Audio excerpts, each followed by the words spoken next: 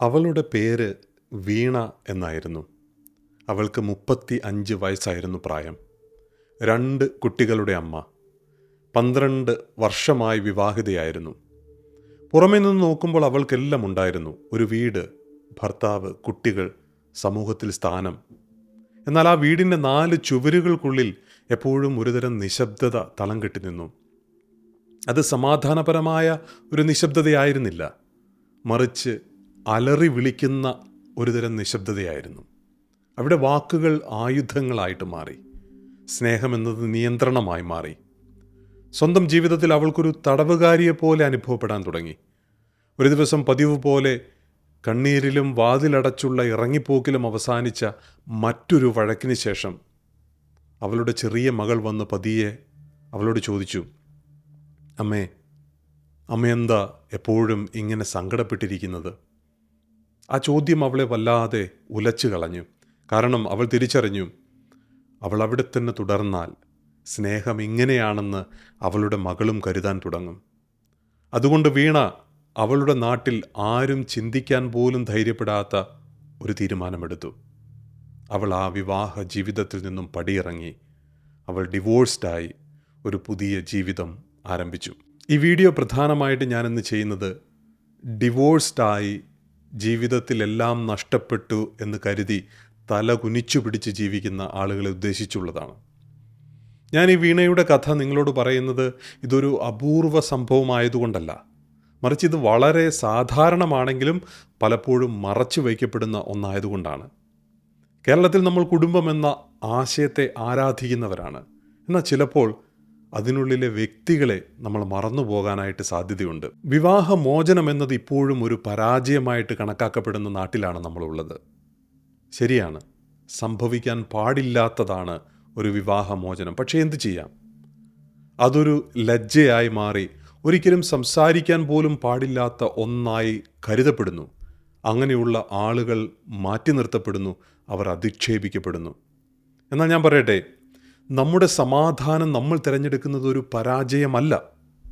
നമ്മുടെ സന്തോഷം നമ്മൾ തിരഞ്ഞെടുക്കുന്നത് ഒരു സ്വാർത്ഥതയല്ല. നമ്മുടെ സ്വാതന്ത്ര്യം നമ്മൾ തിരഞ്ഞെടുക്കുന്നത് ഒരു പാപവുമല്ല. പലപ്പോഴും വിവാഹമോചനത്തെക്കുറിച്ച് ചിന്തിക്കുന്നവരോട് പറയാറുള്ള ഒരു കാര്യമുണ്ട്, എങ്ങനെയെങ്കിലും പിടിച്ചു നിൽക്ക്. വെറുതെ എന്തിനാ നാട്ടുകാരെ കൊണ്ട് പറയിപ്പിക്കുന്നത്, ദുഷ്പേര് കേൾപ്പിക്കുന്നത് എന്തിനാണ് എന്ന്.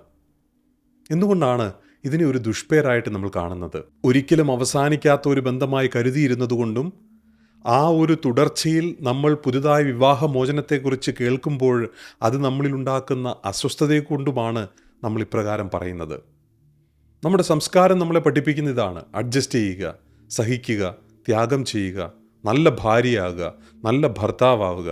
എന്നാൽ ദിവസവും മദ്യപിച്ച് വീട്ടിലെത്തി ഭാര്യയും മക്കളെയും ഉപദ്രവിക്കുന്ന ഒരു ഭർത്താവാണ് കൂടെയുള്ളതെങ്കിൽ ആ സ്ത്രീ ജീവിതത്തിൻ്റെ അവസാനം വരെ സഹിക്കണം എന്ന് പറയുന്നത് നീതിയാണോ? അതല്ല എങ്കിൽ ജോലി സ്ഥലത്ത് നിന്ന് കഷ്ടപ്പെട്ട് വീട്ടിലെത്തി എങ്ങനെയെങ്കിലും കുറച്ച് മനസമാധാനത്തിന് വേണ്ടി പരിശ്രമിക്കുന്ന ഒരു ഭർത്താവിനെ നിരന്തരം കുറ്റപ്പെടുത്തുകയും മാനസികമായി ചൂഷണം ചെയ്യുകയും ചെയ്യുന്ന ഒരു ഭാര്യയോടുകൂടി ജീവിതത്തിൻ്റെ അവസാനം വരെ ജീവിക്കണം എന്ന് നമ്മൾ പറയുന്നത് നീതിയാണോ? പരസ്പരം ഒറ്റപ്പെടുത്തി അതുപോലെ കുറ്റപ്പെടുത്തി ജീവിക്കുന്ന ഇപ്രകാരമുള്ള വ്യക്തികളോടൊപ്പം ഒരു ജീവിതത്തിൻ്റെ അവസാന കാലഘട്ടം വരെ ജീവിക്കണം എന്ന് പറയുന്നത് അത് നീതിയാണോ എന്ന് നമ്മൾ ചിന്തിക്കേണ്ട കാലഘട്ടം അതിക്രമിച്ചില്ലേ? അതുകൊണ്ടാണ് ഇങ്ങനെയുള്ള വ്യക്തികൾ കൈകൊണ്ടോ അല്ലെങ്കിൽ വാക്കുകൊണ്ടോ മുറിപ്പെടുത്തുകയും വേദനിപ്പിക്കുകയും ചെയ്യുന്ന വ്യക്തികളാണ് എങ്കിൽ അവരോടൊപ്പം നമ്മൾ ഒരു കാലഘട്ടം മുഴുവൻ എത്തിക്കണം എന്ന് പറയുന്നതിൻ്റെ ലോജിക്ക് എന്താണ്? അപ്പോൾ അതുകൊണ്ട് ഇപ്രകാരം പുതിയ തലമുറ ചോദിക്കാൻ തുടങ്ങിയതുകൊണ്ടാണ് നമ്മൾ ഇന്ന് ക്രമാതീതമായി നമ്മുടെ കൊച്ചു കേരളത്തിൽ പോലും ഏകദേശം 26,000-ലധികം വിവാഹമോചന കേസുകൾ എല്ലാ വർഷവും രജിസ്റ്റർ ചെയ്യപ്പെടുന്നത്. ആളുകൾ തിരിച്ച് ചിന്തിക്കാൻ തുടങ്ങി എന്നുള്ളത് വാസ്തവമാണ്. അപ്പം അതുകൊണ്ട് ഇങ്ങനെ എപ്പോഴും അഡ്ജസ്റ്റ് ചെയ്ത് ജീവിക്കുന്നത് ഒരു പുണ്യമാണോ എന്ന് ജനം ചോദിക്കാൻ തുടങ്ങിയിരിക്കുന്നു എന്നാണ് നമ്മൾ ഈ നമ്പറുകളിൽ നിന്ന് മനസ്സിലാക്കേണ്ടത്. പാരമ്പര്യത്തിൻ്റെ പേരിൽ നടത്തപ്പെടുന്ന ഒരു ആത്മപീഡനമാണ് ജീവിതത്തിൻ്റെ അവസാന കാലഘട്ടം വരെ ഒരു പീഡ സഹിച്ച് ജീവിക്കണമെന്ന് നമ്മൾ പറയുന്നത്. നമ്മുടെ ജീവിതം മാറ്റാൻ നമുക്ക് ഉത്തരവാദിത്വമുണ്ട് എന്ന് നമ്മൾ തിരിച്ചറിയണം. അതുപോലെ തന്നെ പ്രധാനപ്പെട്ട ഒരു കാര്യമാണ് നമ്മുടെ ബന്ധുക്കളുടെയും നാട്ടുകാരുടെയും ഒക്കെ അടക്കം പറച്ചിലുകൾ. അവരിങ്ങനെ നമ്മളെക്കുറിച്ചില്ലാത്തതും ഉള്ളതുമെല്ലാം പരസ്പരം പറഞ്ഞ് സന്തോഷം കണ്ടെത്തുന്ന ആളുകളായിട്ട് തീരാറുണ്ട്.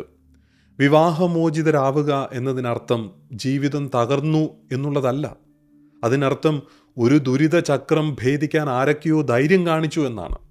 ഇവിടെ വിവാഹമോചനത്തെ ഒരു പരാജയമായിട്ട് കാണേണ്ടതില്ല.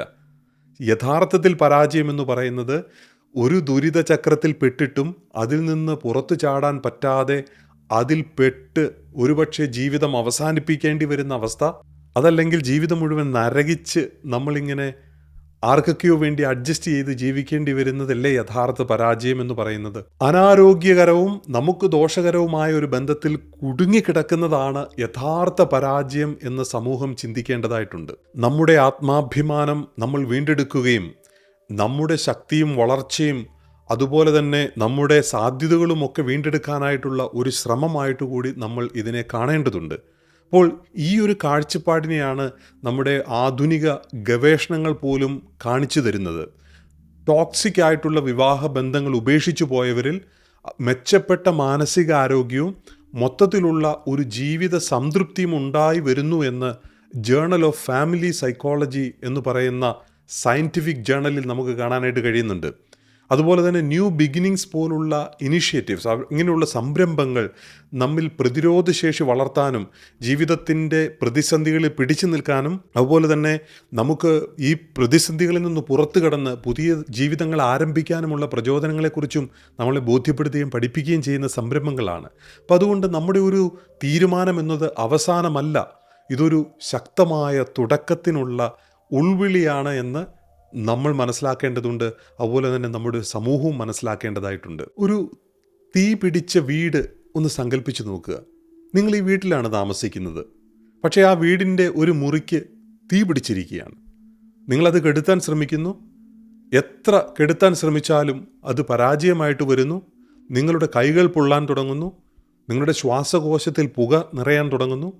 ഒരു ദിവസം നിങ്ങൾ തിരിച്ചറിയുകയാണ് നിങ്ങൾക്ക് ആ വീടിനെ രക്ഷിക്കാനാവില്ലെന്ന്. എന്നാൽ നിങ്ങൾക്ക് അവിടെ നിന്ന് രക്ഷപ്പെടാൻ കഴിയും.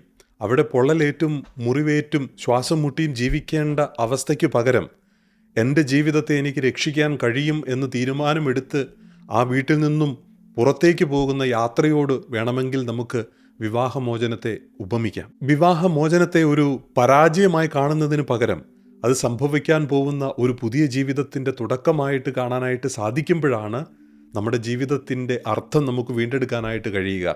നഷ്ടപ്പെട്ടു പോയതെല്ലാം നമുക്ക് മാനസികമായ ശക്തിയായി വീണ്ടെടുക്കാൻ കഴിഞ്ഞാൽ ഒരു പുതിയ തുടക്കത്തിന് അത് ഊർജ്ജമായിട്ട് മാറും. ഇനി അടുത്ത ഘട്ടം എന്ന് പറയുന്നത് ഇപ്രകാരം തീരുമാനമെടുത്ത് പുറത്തേക്ക് വരുന്ന ഒരു വ്യക്തിയുടെ ജീവിതത്തിൽ നടക്കേണ്ട മാറ്റങ്ങളാണ്, അല്ലെങ്കിൽ പരിവർത്തനങ്ങളാണ്. വീണ വിവാഹമോചനം നേടിയപ്പോൾ ആളുകൾ അവളെ ചടങ്ങുകൾക്ക് ക്ഷണിക്കാതായി.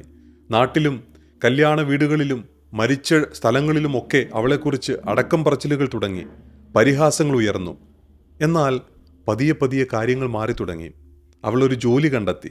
അവളൊരു മാനസികാരോഗ്യ വിദഗ്ധൻ്റെ അടുത്ത് പോയി അവളുടെ കാര്യങ്ങൾ സംസാരിച്ച് സഹായം നേടി.